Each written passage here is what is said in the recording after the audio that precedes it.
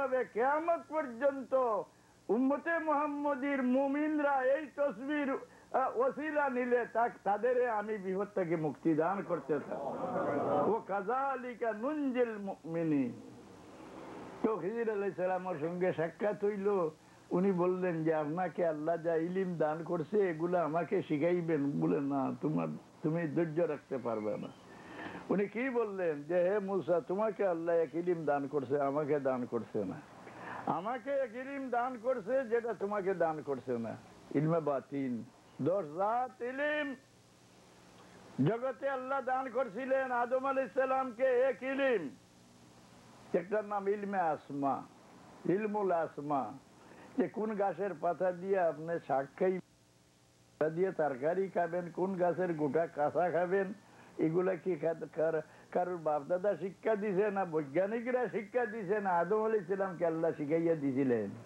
হ্যাঁ, ওয়াল্লামা আদম আল আসমাআ কুল্লাহা, মানব জাতির জীবনের ব্যবহারের সব জিনিস আল্লাহ আদম আলাইহিস সালামকে শিখাইয়া দিলেন। হ্যাঁ, দাউদ আলাইহিস সালামকে ইঞ্জিনিয়ারিং শিক্ষা দিয়া দিলেন, সুলাইমান আলাইহিস সালামকে পশুর বলি শিক্ষা দিয়া দিলেন। হ্যাঁ, খিজির আলাইহিস সালামকে ইলমে ফরাসত, ইলমে মুকাশেফাত, যাকে ইলমে বাতিন বলা হয়, ইলমে বাতিন শিক্ষা দিলেন। হ্যাঁ না, ইউসুফ আলাইহিস সালামকে তাবির, হাবের তাবির শিক্ষা দিলেন। ঈসা আলাইহিস সালামকে চিকিৎসা বিভাগ শিক্ষা দিলেন। এইভাবে 10 ইলম 10 জন নবীকে আল্লাহ দান করেছিলেন। 2 ইলম কোন নবীকে আল্লাহ দান করেন না। কিন্তু রাসূলুল্লাহকে 10 ইলম একত্র করে আল্লাহর হাবিব বলছেন বুখারী শরীফের হাদিস, উতিতু ইলমাল আউয়ালিন ওয়াল আখিরিন, একেবারে 10,000 ইলম মুহাম্মদুর রাসূলুল্লাহ সাল্লাল্লাহু আলাইহি সাল্লামকে আল্লাহ দান করে দিলেন। ইলমে বাতিন, ইলমে বাতিন কি বলে? ইলমে ফরাসত কোরআন শরীফে আছে, এটা অস্বীকার যে করে একে কোরআন শরীফ মানছে না। যেমন খিজির আলাইহিস সালাম মাটির নিচে, দেওয়ারের নিচে দুই এতিমের মাল গাড়িয়া রাখা, এটা খিজির আলাইহিস সালামে দেখলেন, মুসা আলাইহিস সালামে দেখলেন না। এর মধ্যে কোনো পার্থক্য আছে কিনা? একটা ছেলে, ছোট ছেলে খেলা করতে আছে, এ বড় হইলে তার মাতা পিতাকে পথভ্রষ্ট করবে।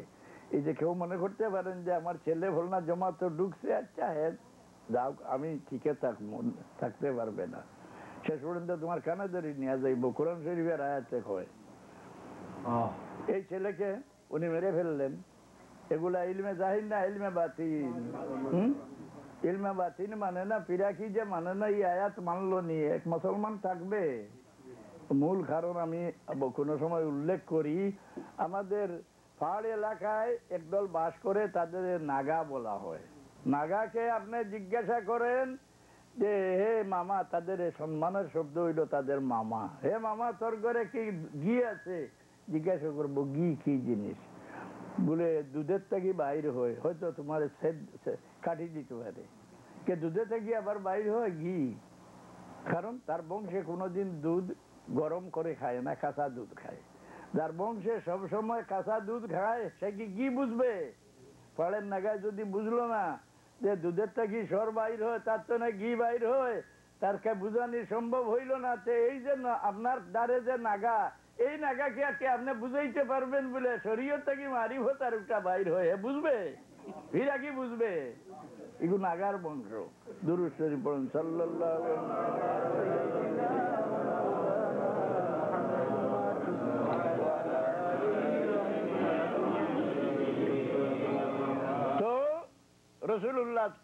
রাসূলুল্লাহ সাল্লাল্লাহু আলাইহি সাল্লামের উম্মতের মধ্যে কিয়ামত পর্যন্ত ওলি আল্লাহ থাকবেন, কোরআন শরীফে আল্লাহ উল্লেখ করিয়ে দিয়েছেন।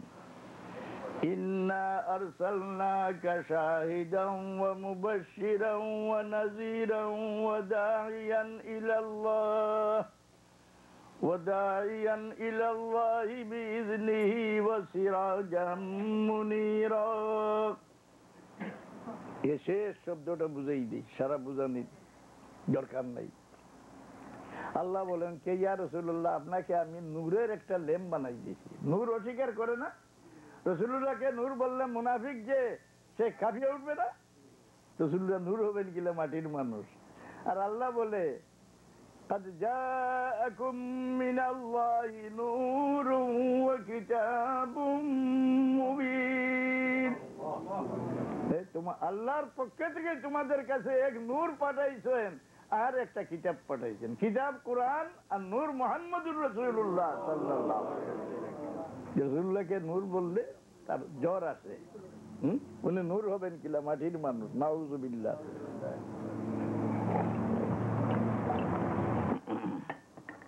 আল্লাহ বলেন ওয়াজআলনাকা সিরাজাম মুনীরা, ইয়া রাসূলুল্লাহ আপনাকে আমি নূরের একটা ল্যাম্প বানাই দিই। এই কথাটা শুনতে সবারই মনে বিরক্ত আসার কথা, কারণ রাসূলুল্লাহর তুলনা সূর্যের সঙ্গে হয় না, ওনাকে ল্যাম্প কিভাবে বলে? এর উত্তর হইল যে এর ভিতরে আল্লাহ একটা ভবিষ্যৎবাণী করে রাখছে কে ইয়া রাসূলুল্লাহ প্রত্যেক নবীর মুআজিজা উনি জগৎ দুনিয়ার থেকে বিদায় হওয়ার পরে মুআজিজা মিটে যাবে, কিন্তু আপনার মুআজিজা কিয়ামত পর্যন্ত মিটবে না। 40,000 মুআজিজা জীবিত থাকবে কোরআন শরীফের দ্বারা, আর জগৎ ব্যাপিয়া আপনার মুআজিজা আপনার উম্মতের ওলি আল্লাহর দ্বারা চালু থাকবে। অর্থাৎ সূর্য বললে সূর্য থেকে আলো নেওয়া যায় না, ইলেকট্রিক বাতি থেকে আলো নেওয়া যায়, ল্যাম্প থেকে নেওয়া যায় কিনা? এর জন্য আল্লাহ বলছে ওয়াজআলনাকা সিরাজাম মুনীরা, আপনাকে আমি একটা নূরের ল্যাম্প বানাইয়া দিই। এটা ভবিষ্যৎবাণী কি বলে ইয়া রাসূলুল্লাহ আপনার আলোটা কি আলো আকর্ষণ করে আলোকিত হয়ে কিয়ামত পর্যন্ত আপনার উম্মতের মধ্যে আউলিয়া আল্লাহরা থাকবেন, এদের দ্বারা আপনার মুআজিজা চালু থাকবে। কিতাবে লেখেন কোন ওলি আল্লাহ থেকে কোন কেরামত বাসিলে ওলি আল্লাহর কোন গুণ নাই, সেটা মুহাম্মদুর রাসূলুল্লাহর মুআজিজা। কিভাবে? আপনি একটা আয়না সূর্যের দিকে ধরলে আয়নার ভিতরে একটা সূর্য আসে কিনা? এই আয়নাটা আপনার চোখের দিকে ধরলে চোখটা জ্বালাই দিতে আছে না? এটা আয়নার ভিতরে সূর্যের গুণ না, সেই আসমানের সূর্যের গুণ। এই আয়নার ভিতরে আয়না হইলে ওলি আল্লাহ, উনি মুহাম্মদুর রাসূলুল্লাহর আলো আকর্ষণ করে উনি ওলি আল্লাহ হইছেন। তোর জন্য আমি চ্যালেঞ্জ করি বলতে পারি ওয়াহাবি আকীদা মুনাফিকের আকীদা যারা রাখে তাদের মধ্যে কোনোদিন ওলি আল্লাহ হইতে পারবেন না। ওলি আল্লাহ হইতে হইলে শর্ত হইল রাসূলুল্লাহর আলো আকর্ষণ করা, জানো? এই ওলি আল্লাহ থেকে যে কেরামত বসলো এটা কি ওলি আল্লাহর গুণ নাম রাসূলুল্লাহর মুআজিজা? রাসূলুল্লাহর ভবিষ্যৎবাণী আল্লাহ করে রাখতে। তবে এই সমস্ত আপনাদের খুব লম্বা টাইমে বুঝানি এই শক্তি আমার নাই। আমি আপনাদের এই কথাটা বলতে চাই যে ইসলাম রক্ষা একমাত্র শিক্ষার উপরে, ইসলাম রক্ষা একমাত্র শিক্ষার উপরে। 50 ইংরেজিতে আমি বদরপুর টাইটেল মাদ্রাসা ছাড়িয়া বাংলাদেশে আসলাম। বাংলাদেশ না, সে সময় পাকিস্তান ছিল। আসে দেখলাম সব মাদ্রাসা কৌমি, চলইয়া আলিম যত জমিয়ত উলামায়ে হিন্দ আছে, কিছু আলিম এর মাথা নত করিয়ে পড়ে থাকে। এ মৌলানা মোহাম্মদ হোসেন সাহেব, মৌলানা হবিবুর রহমান সাহেব সেই সময় ছাত্র ছিলেন, উনাকে বললেন কে হবিবুর রহমান সাহেব, হবিবুর রহমান সাহেবকে বলো মাদ্রাসা তৈয়ার করেন, নতুবা কিছুদিন পরে সত্য ধর্ম মানুষের তালাশ করি পাবে না। এই আমার মনে ভাব জাগিল, বাংলাদেশে সুন্নি আকীদার যত মাদ্রাসা এর মধ্যে আমার কিছু ত্যাগ আছে কিনা? হ্যাঁ, আমার কি করে আরামে থাকার ইচ্ছা নাই? আমি মানুষের বাড়ির ভাত মজা পাই না, আমি ঘরে ঘরে যাই। আমার জীবনে আল্লাহ তুমি আমাকে যেভাবে রাখছো তোমার শুকরিয়া আমি আদা করা সম্ভব নাই। আমার জীবনে কারোর কাছে আমার সাহায্য চাওয়ার দরকার হইছে না, কিন্তু আমি ভিক্ষা মাগি একমাত্র মাদ্রাসা দিনী শিক্ষার লাগিয়া দরজায় দরজায় ভিক্ষা মাগি, এতে আমি লজ্জা মনে করি না। আয় আল্লাহ, যদি আমার এই ত্যাগটা তুমি কবুল করো, এর দ্বারা আমাকে তুমি মুক্তি দিতে পারো।